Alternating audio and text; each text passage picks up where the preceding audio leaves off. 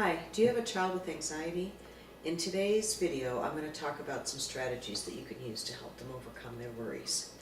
I have another video that focuses on things you can do to help them fight off their worry thoughts, but in today's video, I'm going to talk about things that you can do to help your child practice doing the things that they're afraid of doing. So one of the things that you can use in this strategy is to have your child rate how anxious something makes the child feel. So I usually use a scale of 1 to 5. You can use 1 to 10 if you prefer, or you can give your child the choice of what they'd like to do. And have them start learning to rate how nervous they feel about different things. So usually I'll tell them, that 5, if I'm using the 1 to 5 scale, is the most nervous something could make them. And we might talk about, some examples of what that would be, or it might be something like, standing on the edge of a cliff and you're about to fall into a big canyon or something like that, or something that's of a personal relevance to them that they're really afraid of. And 1 would be something that they're just a tiny bit nervous about, something that they know that they could do, but they might just feel a little bit uncomfortable doing it. And so we want them to help seeing it as a level that moves up and down, that some things they might feel very nervous to do, some things moderately nervous to do, and some things just the teeniest bit nervous to do.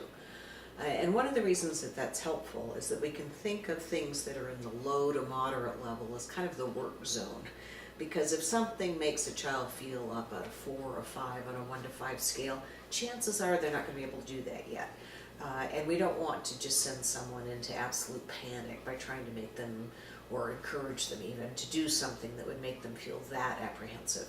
So things that are at a lower level, a 1 is probably don't really have to work at much at all, but a 2 or a 3, something that makes a child feel somewhat nervous, but not panic zone nervous, is the area where they can make some progress in. And so you can make a list maybe of things that your child is worried about and how afraid it makes them feel, or just talk about it with the child, or when the child's bringing up different things that they feel nervous about, you can just have them rate it. And then start trying to create some opportunities for the child to practice doing the thing that they're nervous about, if it's something in that low to medium range.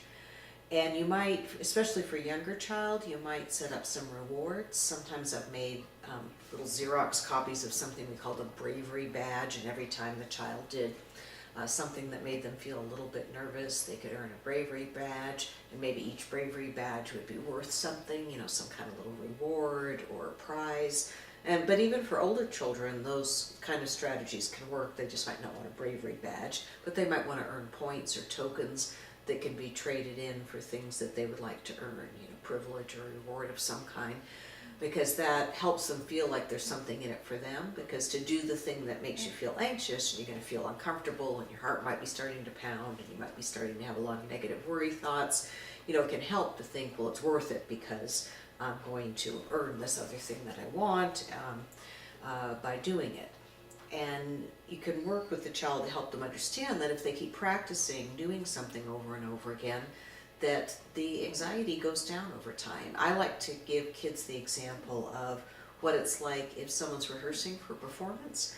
So if someone's rehearsing, is going to be in a play of some kind, or maybe give a music performance. They rehearse over and over again so that when the time comes for them to give the actual performance, that they've done it so many times that then when there's people there watching them, which is naturally going to make them feel a little more apprehensive, they'll really know how to do it, and they won't be as nervous as if they just walked out there with never having practiced before and tried to do it, at which point they would probably feel terrified to do it. So try to give them the idea that the more someone practices something over and over and over, then the less nervous that they feel about it, so that they might start out by doing something that makes them feel a 2 or 3, and after they've done it 10 or 20 or 30 times, they might not even feel nervous about it at all anymore when they do it, or maybe they're just at a 1. And I have them oftentimes practice on things that commonly make people nervous. It might just be something like asking for help at a store, or ordering at a fast food restaurant, or it might be greeting someone, an adult, or it might be asking a teacher for help.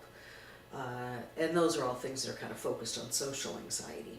Or it might be things that relate to, let's say if a child's afraid of being outside because they're afraid of being stung by a bee. Maybe they're going to go outside for 1 or 2 minutes and then come back in rather than go out for the whole afternoon. And they might feel like they could tolerate it for 1 or 2 minutes, but that's better than never going outside, which I've known some kids to do all summer long, or just run to the car, So we want to help them, start building up confidence. I use that same strategy a lot when kids are afraid of sleeping in their own bed and they're always going into their parents' room.